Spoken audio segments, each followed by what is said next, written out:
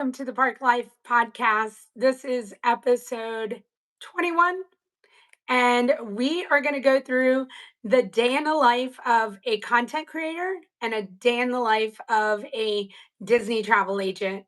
And I think this is going to be a lot of fun. I am with my co host. Good day, everybody. My name is Mike. I'm the travel agent in this equation, and Janelle obviously is the content creator. Do you think they were confused? Do you think they uh, were questioning it? they probably think I'm confused.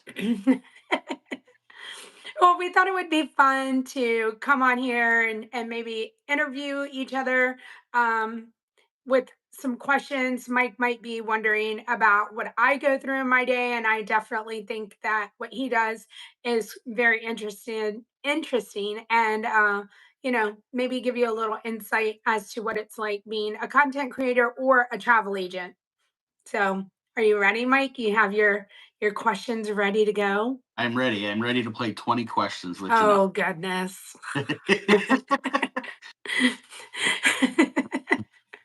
Well, we'll see. If you've been here and you've been part of this, Mike, um, and then I say this kindly, can talk, a lot.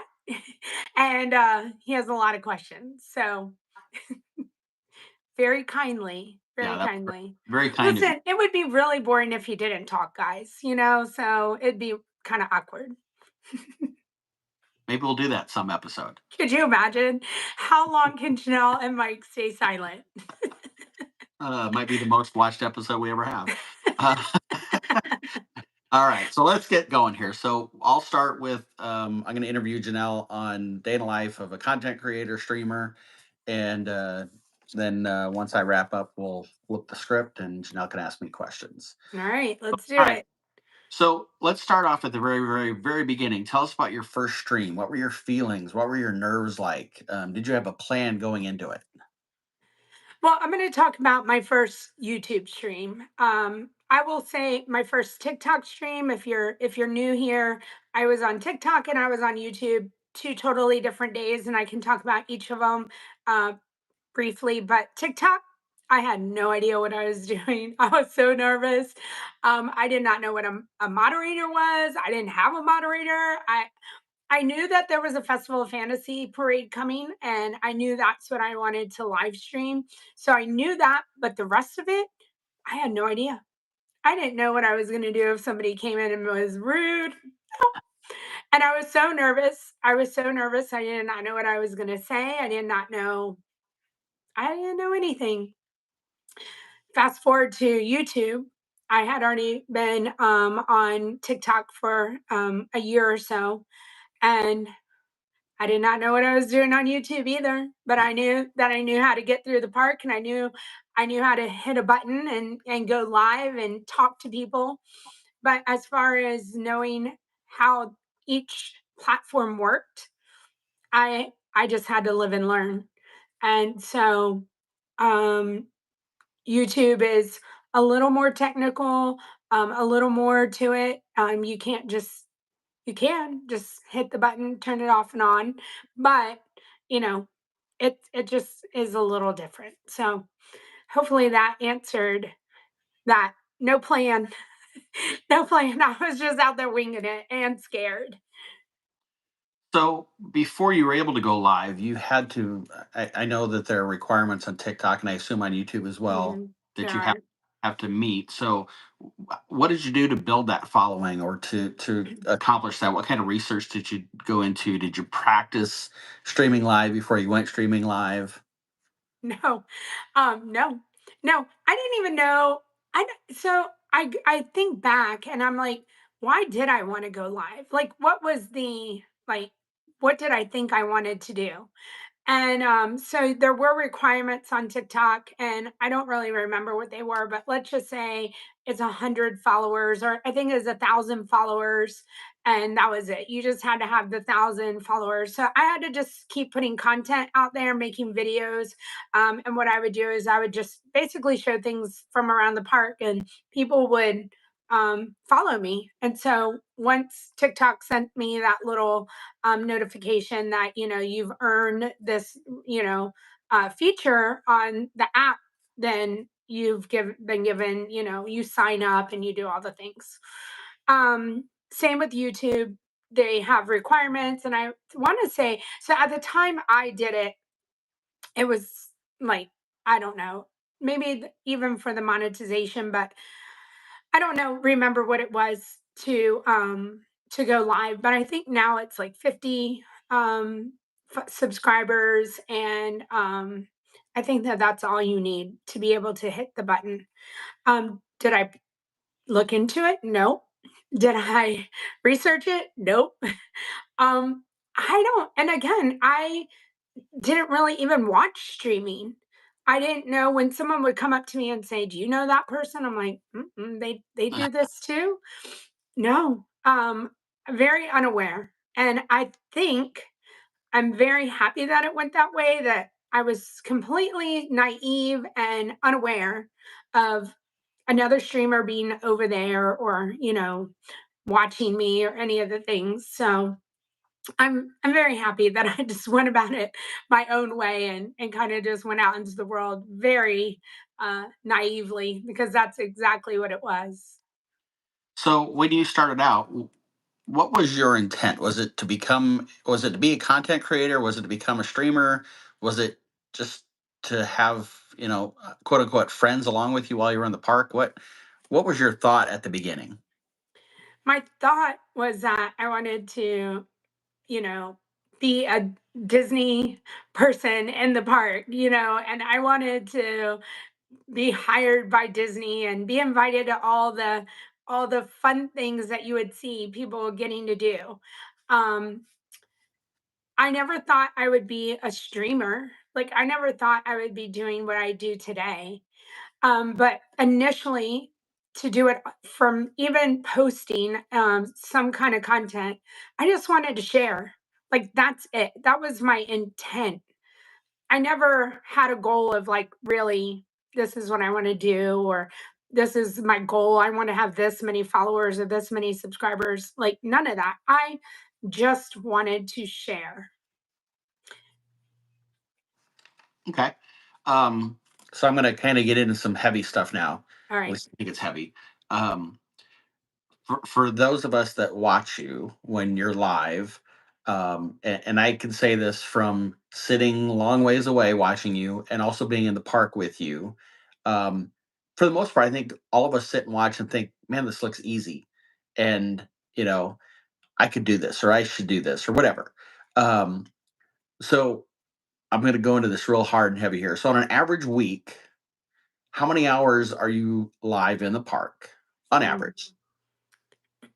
Well, I mean, I would say what? I would say 5 hours a day. So 20, is that 20 hours a day? 20 Twen- hours a week, 5 days? 25 hours. 25, Okay. 25. Yeah. Thank you for All right. my math. That's okay.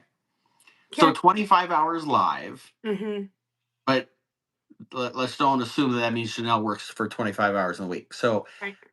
when your live ends, how many hours are you still in the park to get content? Okay. Well, we'll go through a day. I can Okay. I can take you through a day. So usually it'll start the night before, or a couple days before, when I have to set up my stream.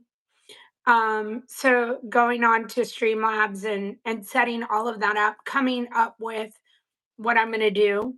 And I have kind of a schedule now, but coming up with what I'm going to do takes, that's the prep, and then setting it all up, and then um getting up in the morning, being ready to go out, gimbal charge, battery packs charged, anything that I'm going to take, character day signatures, my bag is ready, my lounge fly is ready. My husband makes me my snacks and everything to get out the door, so I have that throughout my day. Um, and then the drive in, which is anywhere, usually around 40 to 45 minutes, depending on what park I'm going to. Um, if it's Magic Kingdom, I have to give myself 30 to 45 minutes to get there, or the parking lot, get through security, get through any transportation. I mean, so from when I wake up in the morning, from when I go live is 3 hours every single day. I get up around 6 and my lives usually start around 9. And that entire time I am driving, getting ready, or going like or getting, to a park. And then the streams are usually 9 to 2, 9 to 3. You asked me for the average. So I think the average is probably 5, but some days can be a 12-hour day, some days can be a 3-hour day. And then after that, yeah, getting out. If more pictures need to be taken for thumbnails or videos in the park, um, probably a good 2 hours after. My family does not trust me anymore when I say I'm going to be home at a certain time. That's that. So then I get home, and that's when messages are made, or I get back to people, emails, and then it starts all over again with setting up the stream, getting a video out, scheduling something, and trying to figure out what's going to happen the next day. And hopefully nothing happened during that day that I have to work on to fix, to you know go on to the next day. After a stream stops, after that, the stream kind of just sits there, but I have to work on copyright stuff too, like for a couple days after. Okay. So we have 25 hours on average in the Hmm. park streaming live. You said about 2 hours after you end your stream that you're still in the park. So that's 10 hours and you're five Yep. days there. I assume you have to spend some time once you get home editing content Yep. before you're posting stuff. So how many hours do you think you invest in editing and that sort of stuff in a week? Um, whew, I would say throughout the week, I would say 8 to 10 hours. Okay. Um, I have to imagine then, so okay, editing and posting your stuff. I'm sure you're out looking at other content, other streamers, other social media stuff, see what's happening, if there's things that Disney announces that you want to know Right. about. So how much time are you kind of just Well, I researching it? I don't know, that it has to coincide with my editing. So usually I'll have stuff playing in the background, whether it's DFB or somebody else's stream, or like news, so that I'm taking all that in while I'm sitting doing my editing stuff. So that's kind of like coincides. And that's when I get that stuff done. Okay. So you ballpark, you have to be putting in at least 50 hours a week, I think, right? Probably. It's gotta be. Yeah. I feel Yeah. like it's more than 50. I feel like I'm shortchanging you here. So Yeah, and well, and I mean, again, we do our nighttime, and then if I add anything extra, and yeah, and yeah, okay. So it's for those of us that again watch Janelle live, she makes it look easy. It's and I'm sure you would say it's easier today than it was back when you first started, for sure, right? Everything that 100%. you do in life's that way, but it's still a lot of effort, a lot of time, a lot of work. I mean, if you've ever been to Disney, you know it can be hot and miserable. Janelle never conveys that in her lives. I mean, yes, she may mention that it's really warm today or it's really humid or whatever, but I think of trips, and I don't know how you do what you do as successfully as you do. So kudos to you Thank for you. that. You certainly make it look simple. All right, so let's keep going here. With that 50 hours, and I'm sure there are weeks where it's a lot more than that. Like you said, there are some times where your stream might not be 5 hours, it might be 7 or 8 or 10 hours. You have the holiday parties that you mix in there as well. Oh yeah, So how do you manage what I would call your version of work life balance? I'm not good at it. So what I'm gonna say is that this is like the first job that I've had where I'm like in charge, like where I have to manage. And so I'm slowly learning. Again, I kind of mentioned my family doesn't trust if I say, hey, I'm leaving at 4 o'clock. But if I'm walking out and someone stops me to say hello, or yesterday, at the end of the stream, a cast member was walking up to me.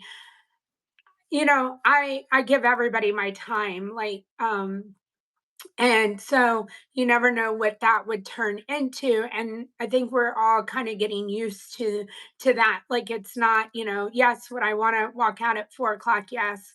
Um, and I'm getting much better. I am getting much better. And all I would say is that I have such a wonderful husband who, again, is making sure that dinner is getting here, a normal time. Because I mean, I might not get, from the ferry boat to, or from the Magic Kingdom to the ferry boat in a reasonable time. So I'm just very thankful that I have such a supportive family, such an understanding family that, on a day off, my husband is okay saying, we can go to the park because I know you need to go get X, Y, and Z because this is coming up. And so I'm very, very thankful. And that's how we're managing, so far. Um, but I do think that it is eventually going to come down to me having to say, okay, like there has to be days when there's not a phone in my hand or a camera or, something being filmed or, you know, any of those things. And it can't be while I'm watching TV, or driving in the car. He drives all the time so that I can constantly just continue, you know, doing whatever what I need to do. So I think what you just said has answered my next question, but I'll ask it. Okay. Um, and don't lie. Okay. Do you ever take a full day off? Nope. Nope, I didn't think so. So that will then roll into my next question. How do you then recharge, stay fresh, stay motivated? Hmm. So I do try to go to bed. As far as like keeping myself healthy, I know I don't have a lot of night streams because I do get up and I go in the morning and I am a morning person and everything. And I do really try to get to bed at a reasonable hour to, just keep that as normal as possible. And recharging or, like, keeping motivated, I mean, that comes from you guys. Like, that's my motivation, to just keep getting up even if I'm so tired from being at a party the next day. I mean, that's super easy. I don't need that I just need to go to sleep and be able to get up in the morning and get going, and it's no problem. Okay. So and I said this earlier that for most of the viewers, you make this look really easy. But what challenges you? What tell us about a hard day? Um Is there a hard day? I mean, I'm so blessed, but I'm gonna say a hard day is if I didn't remember to come in and charge everything and I don't have it together, or there is something happening with my family that am like still trying to continue doing on with what I need to do as far as streaming, and knowing my son might need me over here and I need to get home a little bit early, or choosing not to go and stream. Those are hard days, like when I know some things are happening externally. And then I need to, choosing to be home and all of that. So that's hard for me, knowing, um, I guess I would say that would be the hardest thing. But yeah, keeping my mind all straight and having every single day, the normal stuff that needs to be done get done so that I can be like, okay, all that's taken care of. I can go out and do the stream. Okay. I again, I've been around you, for however long now. It feels like 20 years, right? Right. Uh, so I feel like one of the things that I see that challenges you Okay. is um, the ability to get back to everybody that reaches out to you. Oh, Because I know whether it's in chat, in the right. live with stuff, or people message you on Instagram, or however they reach out to Right. you, and there's only so many hours in the day and so much Right. time and other things that you have to tend to, that I feel like what challenges you is you feel incredibly bad if you don't get back to somebody, and that is hard on you. Yeah. Um, so I say that for everybody that's listening, that if you've ever reached out to Janelle and she has not gotten back to you, trust me, it is eating away at her. Yes. Like you can't imagine. I remember the first time I emailed Janelle something. She'll remember what it was. Yeah. Um, she replied back to me like a week later, and the first words out of that email were, "I am so sorry it took this long to get back to you." I was like, "Oh my god, I got an email from Janelle. I can't believe it." So, um, No, I mean, you're right. You're right. But again, I just don't look at it as a challenge. I look at it as just being so blessed that so many people would reach out to me.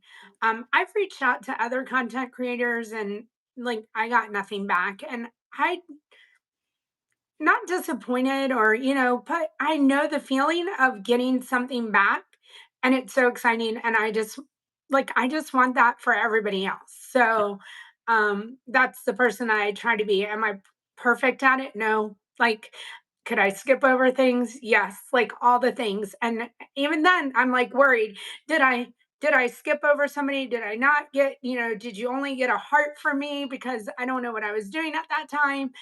But just some acknowledgement. I feel like everybody deserves that. yep, absolutely, I agree with you. So we're gonna try to work on winding down here. So I have a Okay. couple last All questions. So, what's your favorite part of being a streamer? right.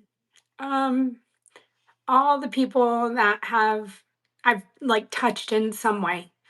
Like, it used to be about going and showing everything, and it still is. Everybody who loves the Festival of Fantasy parade or meeting a character, any of that, or writing Big Thunder. But ultimately, I've learned that it's like touch so many people or get so many people through the day, and to hear the stories of why you watch, and it, that's that's what it means to me. Like, that's my favorite part, is when you guys reach out and say, hey, you got me through this. My work day, I get to walk away from my computer for a little while and just go over to your stream, and that's the best part. Yeah. Like, that's the best part to me. Okay. So to be an effective streamer, what equipment do you need? A phone, just a phone. I mean, honestly, you can have a gimbal, you can have all the other things, but I mean, I started out with a phone in my hand. Like, that's it. Just my Apple iPhone. TikTok, we're kind of all over the place in TikTok. YouTube is a little, we keep it a little straight and stuff, but ultimately you could go on YouTube and go vertical and keep a phone in your hand, and that's it. Yeah, Um, I'm going to challenge you on that because okay. you need batteries. You do, but ultimately, if you only want to go for the amount of time that your phone is charged, you can. Sure, You but to don't be need. yeah, but for you being live for Oh 5 hours, yeah. right? You can't just live off the Yeah. phone long. So I have a battery pack, I have my fuel rods, the cords, definitely want your cords, and your cell phone and gimbal, and again, everything to keep that charged. My phone lasts about 4 hours. So anything after that, definitely, want to have a way to externally charge it. But other than that, if you were like, I want to do this, it doesn't take much, even to make a video. Don't think that you need like a fancy camera or, the perfect tripod or any of that. You just need your phone. Yeah. Now you get home. Hmm. Are you downloading your content onto your laptop and then operating off your laptop? Or are you doing everything off your phone? I do both. Okay. The majority of it is off of my phone.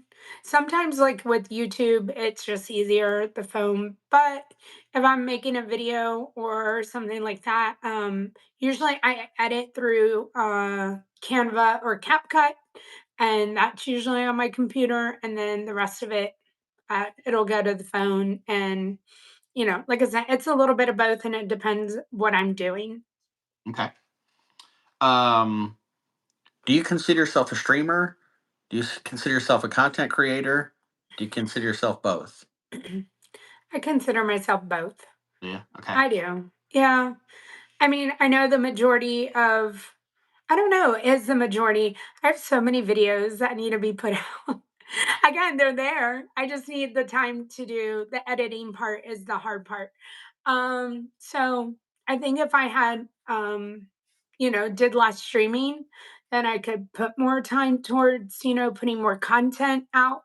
But at the end of the time, I feel like my time is pretty much equal between, there and maybe, having a stream in one hand and a camera in the other hand, like trying to get something, because I can do a video of like what my day is like vertically, and be able to, take a video of me walking through Haunted Mansion and Small World and Peter Pan all with my other hand. So Yeah. Of I'm out there doing who course. knows what I'm doing. Yeah. Now, what you just said though now tells us you walk around with two phones. You don't have just one, Yeah, right? I have Yeah. two phones. Yeah. Okay. Yeah, two phones, and if I could have figure out how to have a third, I probably would. I need to just a GoPro on my chest for the daily Yeah. the daily Um, view. how long do you see yourself doing this for? And and what are your goals to accomplish in wherever that time frame is, whether it's 5 years, 10 years, whatever? That's a really good question. I don't really know that I like have, an end to it. I feel like I would love to keep going as long as I can keep going. And my goals, um, I mean, my ultimate goal is for Disney to invite me somewhere. And I don't think that it would be over if, Disney called me up.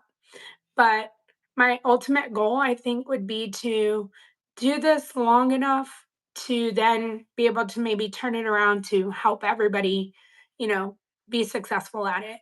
And whether that's work for a company or come up with my own like kind of thing to do that.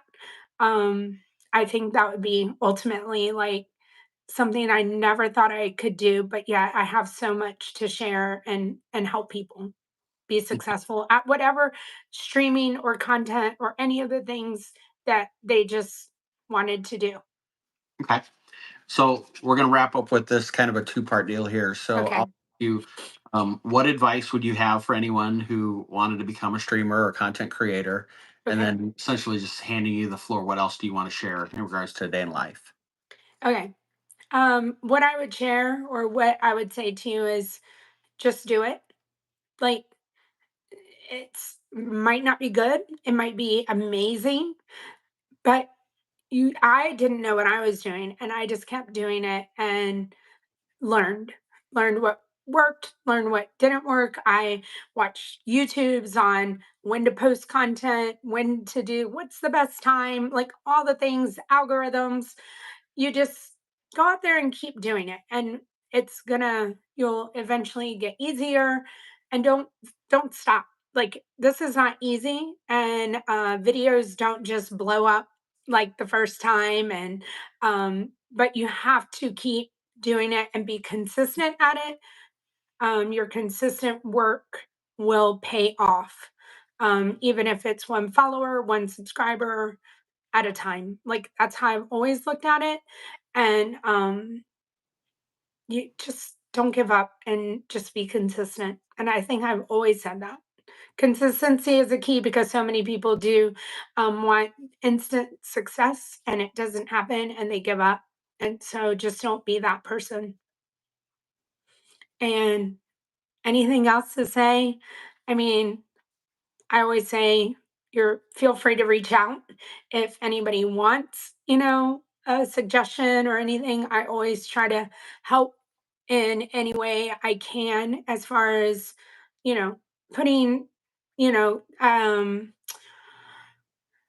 help in giving somebody the knowledge that they need to do this. So, or if they have a question just on anything like what is copywriting and what do you do with your copyrights? Happy to share, kind of thing. So Yeah, I that's think it. that what you just said there about the copywriting makes me think there are I think it's easy to assume it can be easy to be a streamer.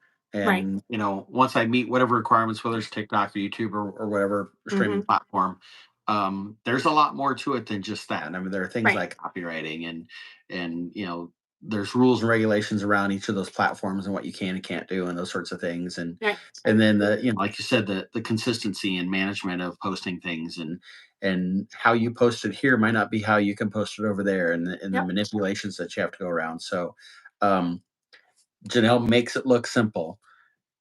Just know that it's work, right? It's It a lot of is. effort. It's a lot of time, a lot of effort. Certainly enjoyable. But Yeah. yeah, don't. I guess my thing would be don't go into it thinking it's simple. Yeah. And like Janelle said, it takes time. You can easily get frustrated because you're not Yeah. seeing the growth that you assume you'd see right out of the gate. Yeah. And I mean, I know this goes with life, but I'll say it again. Don't compare yourself to somebody else. Do not do it. And I say just put your head down, worry about yourself, worry about your own content, your own channel, your own and you will see the results that you put in and I would also say too, don't expect somebody else to mention your name and think that your channel is going to blow up, kind of thing or there's it's great to have support, but ultimately you'll be so much more satisfied if you do the work yourself and you build your brand and you build your own channel and it's because of you and not because somebody else decided to help you or do any of that stuff. Yeah, So, excellent. That's a good recap there on everything. Awesome. right. Unless you had other stuff, I think I No. covered everything on my questions, and I think it's really good information. Thank you. Are you ready? i'm Uh, i'm this, happy it's off of me now. Whew. All right. We're gonna now, it's my turn to now go. We're gonna go through hopefully a day in the life of Mike and what it's like to be a are you a Disney travel agent or we'll start right there. Are you a Disney travel agent or are you a what are you? what are you? Thanks. All I was waiting for that. Yeah, yeah. right, first question. What Well, are you, Mike? so we don't have enough time to define what am I, so we'll keep this in the context of All right. travel agency. So I am not a Disney travel agent. I'm not employed by Disney. Okay. So get that out. And now obviously Disney has travel agents. You can call Disney direct and book with them. And those individuals, we all call them cast members, but their role is to be a travel agent paid, paid by Disney directly. That is not who I am. That is not who most travel agents are. We are travel agents that specialize in Disney or specialize in X, Y, or Z. You have some travel agents that will book anything and everything under the sun.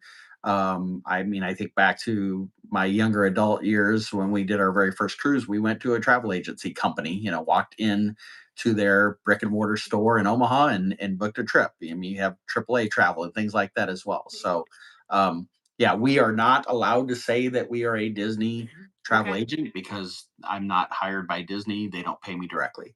Okay. So you're a travel agent that just serves Orlando only? Like So, Orlando theme parks or yeah, so I'm a travel agent that's got hired as a individual consultant, if you will, for a travel okay. agency. That travel agency services anything around the world, Okay. period. But each individual travel agent can decide what they do or do not want to sell. Um, and there are a couple of trains of thought there. If you open the door to sell everything, you possibly open the door to make more in income, right? Okay. Um, I personally want to be able to assist somebody in a trip and be able to do so knowing that where I'm sending them off to is something that I've experienced myself so that I can be as valuable to them as possible, as opposed to saying, yep, I've never been to, Timbuktu, but I'm sure it'll be great. You'll love it. So I I primarily am a Disney centric planner, whether it's Disney World in Florida, Disneyland, Okay. Disney Cruises, Alani in Hawaii. I focus primarily on that. I have done Universal, um, but again, I'm being open, honest here. I've had people reach out to me asking for a Carnival cruise. I'll just use that as the example. I've never been on a Carnival cruise. And so, therefore, I reach out to my agency to see if there's somebody who is an expert on Carnival cruises because Right. the end of the day, I want that family to get the best experience possible. And Okay. so I would, in a million times over, forego any commission paid on that trip to know that they're getting an agent in my agency that is the Carnival cruise expert. So I for love me, that. it's all about that. Okay. All right. Next question. What inspired you to want to become a travel agent? Yeah, that's a great question. And actually, as I was answering that last thing, that was where my head was going to. So I appreciate you getting me there, uh, Oh, yeah, or I'm here for you. letting me be there. Um, so I've booked all of my family Disney trips forever. I'd helped friends and family members do it for a long, long time. And so there were several years where I was like, why don't I become a travel agent and actually get paid commission for this? And we can talk about commission here in a little bit if that was one of your questions. But there was always in the back of my mind of I should, at least get something monetarily out of this, more so than just Yeah. the kindness of my heart, but I had no idea how to get there. It wasn't like I thought, I'm going to call up 1-800 Disney travel agent and they'd sign me up. And so I was clueless, absolutely clueless, but it was in my head a lot. Um, in 2022, thanks to my wife, she pointed me to TikTok and all of these people that were on TikTok streaming live at Disney or having content about Disney things. And so I created an account and landed on YouTube or on TikTok and started watching different things. And there were two or three different travel agents that were either doing live streams or posting, content that I was following and commenting on. And one agent in particular, she messaged me directly and said, "Hey, first off, thank you for being on my lives. I appreciate your time, and I appreciate the comments that you share. It appears to me that you know quite a bit about Disney. Have you ever thought about being a travel agent?" And it was like, oh my God, yes, I've thought about it for years now. And thank you so much for reaching out to me. And she said, well, here's the thing. My mother is the owner of our agency. As far as I know, she's not hiring anybody. But based on everything I've seen you engage in my lives, I would love for you to talk to her and see if there's an opportunity. And so right away, I was like, first off, a foot in the door. This is great. I Yeah. appreciate it. But if mom's not hiring, I had no, expectations. And so we lined up a call. We talked for maybe 30 minutes. And she said, I really wasn't looking to bring on another agent. I like to keep my agency relatively small. I think there's maybe a dozen of us in the agency. So we are a small agency.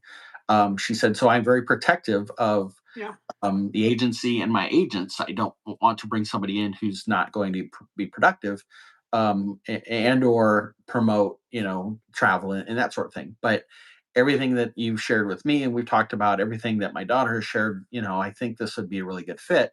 I would like for you to think it over. I'm going to send you some information, and then let's meet again. So we met maybe a week later, for another half hour or so, and that was it. And she said, I'll send you the contract, and if you're good with everything in there, you can sign it, return it back to me, and then we'll get you set up and get you trained.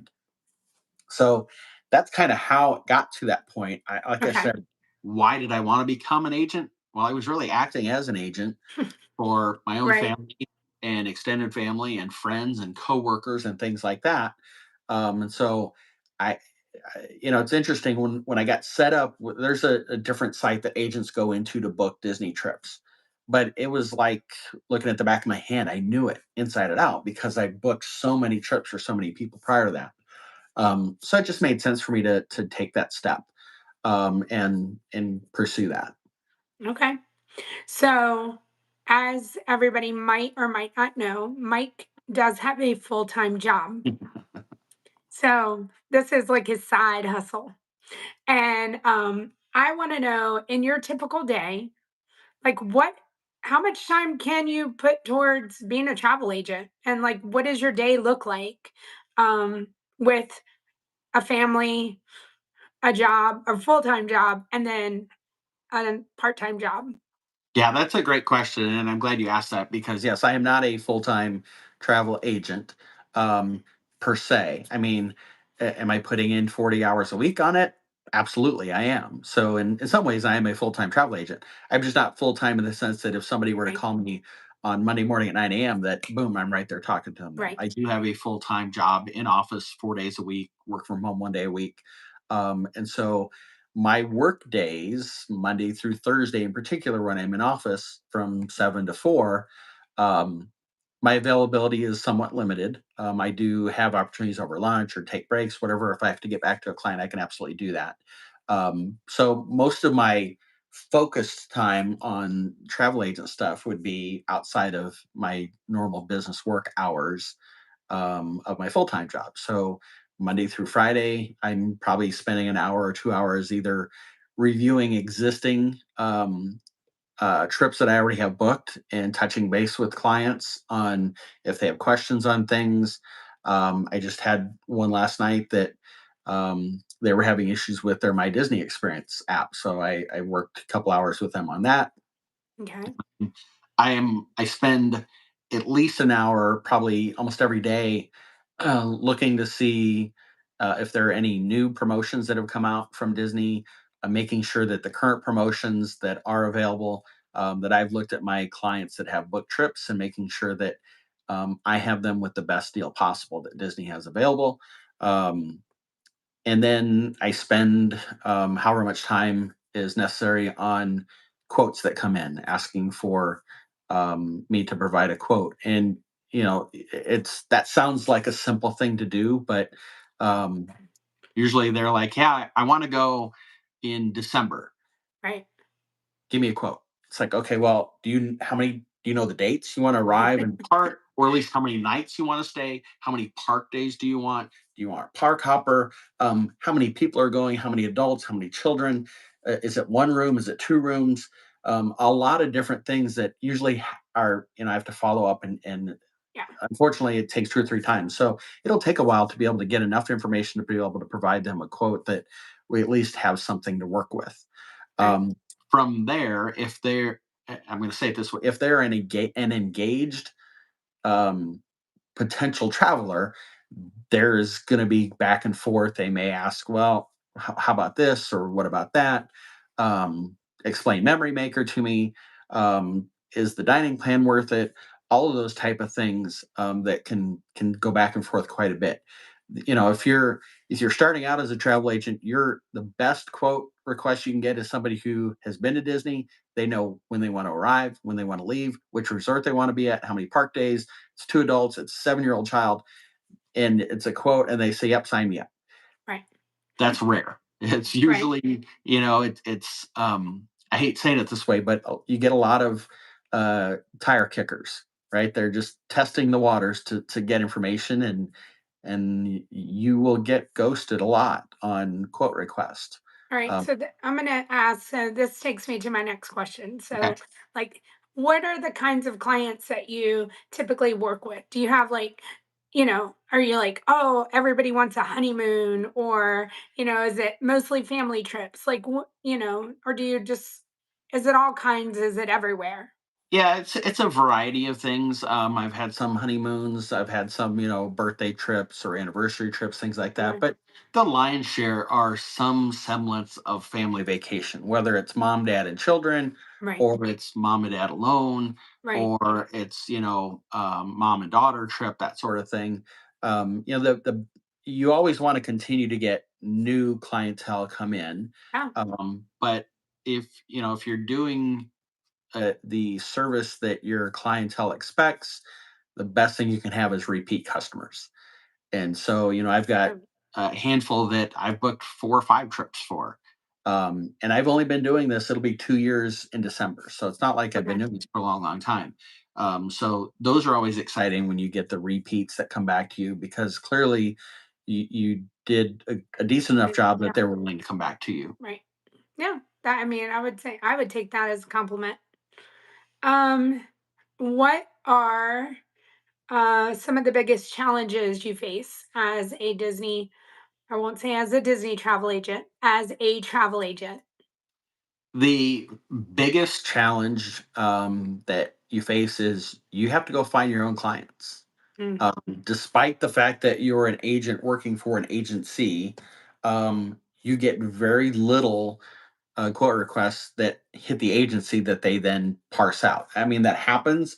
And so, again, if we have 12 agents, um, she tries to share those equally around okay. or knows that, well, these 3 agents really don't do Disney. So I'm going to exclude them from the pool, but you don't get a lot of quote requests coming from the agency. So you're really, um, and we're told this up front, you have to go find your own clients. And so, doing that is incredibly hard to do. I don't go. I'm not knocking on doors in my Right. neighborhoods. I'm an agent. If you like to book Disney travel, so getting content and getting out in social media is the biggest thing you can do, and that's how I came across this was Right. seeing it in TikTok. So that takes a lot of effort, a lot of time up front to even get going. And I'll be honest, 2 years in, I will hit stretches where I don't get quote requests. I don't, it might be a week, might be 2 weeks. And inevitably, I get to a point where I'm like, should I even do this anymore? Just because it feels like I haven't done any new quotes or booked anything for a week or two. And then, inevitably, it seems like if every time I have that thought, here comes the next one, and you get rejuvenated again. But Yeah. you have to really have a mindset that you're going to work your tail off to get clientele. And you may still not do that. I mean, for every 10 quotes I do, you might book 2 or 3 trips. Um, and of those 7 or 8 that don't book with you, 4 or 5 of them reach out, ask for a quote, you provide it, and you never hear from them again. They completely ghost you. And so that was hard, really hard at first to um, process in my head that somebody would ask me for something, I would give that to them, they wouldn't reply back. I would follow up 2 or 3 times, and they wouldn't reply at all. And so I would take that personally at first that, Hmm. gosh, it's a lot of time I put in. Um, it seems a little um, rude, I guess, to to just ghost like that. Right. Right. You kind of just accept it and know that you're going to have a percentage of possible client bookings that you just don't get. Right. Well, and I think hopefully that this helps for anybody who's listening. Like maybe you get a little understanding because again, I think if I have asked Mike for some stuff like for a cruise and I was like, go and give me the cheapest one, Mike. And he was like, well, what does that mean, Janelle? Like, like what time, when do you want to go? Anytime, Mike. Not knowing, I'm thinking like you can just go and easily put in like filter, cheap, like that's it, So I think we don't realize what's happening. And, we just think, it's super simple. You just go and put something in and you have like a magic button literally to all of the prices and all of the things. And Matt and Mike has, this easy access to stuff. So maybe people really don't understand the time and efforts it does take for you to go and get all of that information for them, and they're just like, oh, okay, I got what I needed, I can't afford it, and I just was wondering, whatever it was that they were going through, and they just don't realize, and they don't even realize that they're being, it comes off as rude, you Sure. know so um one piece of advice that you could give to a first time visitor going to a park? Wow. Advice to a first time visitor. Yep. Um, so this is coming. I'm a travel planner, right? That's Yeah. that's my job, I right? mean, I So think I know what you're gonna say. I don't know, but yeah, so planning is innately with me. And Janelle knows this when we do these things yeah. or whatever, that I've got notes and notes and notes written down for everything. But um, first time visitor, never been. I'm One gonna give you one I'm gonna give you two. You know me, right? That's why I First had to off, say one, because he well, yes, yeah, I'll talk a little while. We covered that early on. Um, I, you use a travel planner. They cost you nothing, and you gain their experience and their knowledge. So I think that would be my first of the two that I'm going to give you is Okay. utilize an agent. Yes, of course, I want it to be me, but find if you know a family member that's an agent or a coworker or the neighbor down the street, somebody that you know and are comfortable with, utilize their services. The second thing I would say is don't set unrealistic expectations. Um, don't go to Disney World assuming that we're going to do it all. This is a once in a lifetime trip, and we're going to do everything and see everything. You will go home sorely disappointed. It's impossible to get it all done. I've been dozens and dozens of times, and there are still things I've not gotten to do down at Disney World. So, those would be my two, if I can only give you two, even though you Yep, said one. that's it. That's it. All right. He did it, you guys. He did it. um, Special perk. Are there any exclusive benefits that I would get if I book through you or if I just call Disney up? Yeah, that's a great question, because inevitably people assume that, hey, if I'm going to use a travel agent, they'll get me a better deal. And again, full transparency, that's not true. If Janelle wanted to book a trip and she went to Disney site and put in all the information, and she gave me that exact same information, and I put it into my travel agent site, we have a different site that we go to, we will get the exact same price, plain and simple. So you might be like, well, why in the world do I want to use a travel agent then? And here's the deal: booking it for the same price is one thing. But now Janelle booking it on her own, she's on the hook for watching to see if a promotion comes out that her trip could qualify for. And then she's on the hook to go out to Disney and have that trip switched. She's on the hook for 60 days out, getting up, before the sun rises to book all of her dining. She's on the hook to understand how Lightning Lane works. She's on the hook if a hurricane comes through and it impedes her trip and she needs to reschedule it, which means she's on the hook for sitting on hold maybe 8, 10, 12 hours in a day, hoping that her call gets answered and doesn't get dropped. So the value of the travel agent isn't so much that they're going to get you a trip cheaper than what you would get it yourself. It's their time to do all of the things after the fact. It's their knowledge and experience that you're gaining, that is so beneficial, because otherwise you're going out to Disney site every day to see if a new promotion came out, and then you have to call Disney and get it. Versus just having an agent who does that on the regular. I've had several clients that I mean, look, the best thing for me as an agent is to book that trip. That's the first, right? The next best thing is that they actually take the trip, because I don't get paid There you go. until after the trip happens. Um, and so those two things then tie into just the knowing that I'm Yeah. helping a family make magic, right? But the third is first thing in the morning, a client gets an email from me that says, great news. Disney announced a new promotion. Your trip qualified for it. I applied it to your trip, and I've just saved you $800 or Yep. $1,000. Right. Or can say, hey, for the same price that you are going to pay, I can get you an upgrade to a different resort, or we can add X, Y, or Z and keep your price at about the same. Those are some of the best things. And I know there was a group of us that were just there in September hanging out. There were two or three of those folks that I had the pleasure of reaching out to say, hey, a promotion came out. You applied. Your trip qualifies for it, and I just saved you $1,000. Yeah. I love that. I mean, that's gonna be like fun to do. Like you're like, oh, it's a great email going out. Yeah. All right. So I think you touched a little bit on getting paid and how you get paid and when you get paid. Um, I guess I'm gonna ask yes or no. Is this a get rich quick? um, um, you know, if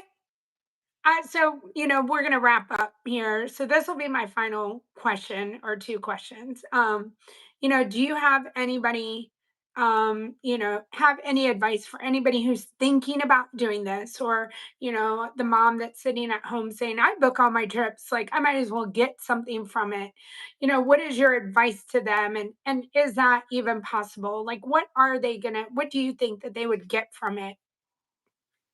yeah. So the financial aspect, get rich quick. If your definition of rich is living off of crackers and water and under a tent, with no electricity or running water, then absolutely. Um, so, so here's the financial aspect of this. Disney pays the agency 10% of the package price prior to taxes. So if a family of four is going and their package is $4,000, and try to do some simple math here, 10% of that is $400. The agency then typically pays the agent a percentage of that, maybe 50%, maybe 60, maybe 70%. I'll go with 70. So for that one trip that I book, $4,000, Disney pays the agency 400 or 10%. I'm going to get 70% of that, which is $280. So $280 for one trip times X number of trips is going Yeah, to get you to whatever that financial right, number that you hope to make in a year. The thing is, and I said this early on, you don't get paid until the trip happens. right. So I can book a trip for somebody that's 15 months from now, and I can spend hours and hours and hours and back and forth with them and answering questions and helping with dining and whatever it may be. And For then, 15 months. yeah. And then in the 11th hour, they have to cancel their trip for some reason or another. Right. Um, I've invested 14, 15 months of time and energy, and you don't get paid a dime. So for Yeah. me, I didn't go into this wanting or thinking about Right. money. I went into this wanting to help more people make magic in Right. trips. And of course, the benefit of getting a commission out of it. I guess I look at it as if I can make enough each year to pay for my next Disney trip, then Yeah. I did all right. If I make more than that, great. So All yeah, right. So don't what go in would thinking you're going to make a lot of money. That's for right, keep your day job. Keep your sure. day job. What's the one it can be more than one tip, but if you have any advice for anybody who wants to do this, what advice would you give them? I guess you know if you truly want to do this, then first off, research some agencies. There are some agencies out there, right, wrong, or indifferent, that their focus is signing up as many agents as they can get. Because the agency itself, the more people that are selling, the more that they're going to make. But you're a number, not a name, in that instance, and so your support is going to be very limited. Finding an Mm, agency that wants to get to know who you are and wants to make sure that you're a good fit for them also is ensuring that they're a good fit for you. And so that would be my first recommendation, is to do that. okay. Secondly, know what you're selling. And this is for me personally, this is why I primarily just do Disney and Universal. Could I sell Carnival cruises? Could I go sell trips to Cancun or whatever? I absolutely could. But for me personally, it would be like, oh, you have a question? What's the question? Oh, let me go Google the answer real quick and give you somebody else's answer. I want to know what I sell. And so being present at Disney regularly, learning, researching, knowing everything that you can possibly know so that when a client asks a question, you're not just giving them a simple answer, you're giving them knowledge that helps make their experience that much better. For me, again, it's more about I want to help make magic for families, for mom and daughter trips or whatever it may be. So knowledge is power, and the more that you know, the more effective you can be, and the more beneficial you are to that guest. Yeah, I love it. And I mean, I think that kind of goes with anything, but um, definitely, I feel like people want to know that their travel agent knows everything about what they're getting ready to do, and I love that. So, Yeah, and I would say to me also as an agent, be more proactive than reactive. mm, It's one thing to get a client that says, "Yeah, I would like a quote," and you give it to them, and then they say book. Um, After the booking happens, stay in touch with them. right, No, you don't need to email them every day or every week, but a couple, 2, 3 weeks pass by, just touch base, see how things are going. Let them know that you've got everything covered or whatever it may be. Put their mind at ease, especially if it's a first time traveler. They've never been to Disney. We all know that Disney can be pretty overwhelming. So right.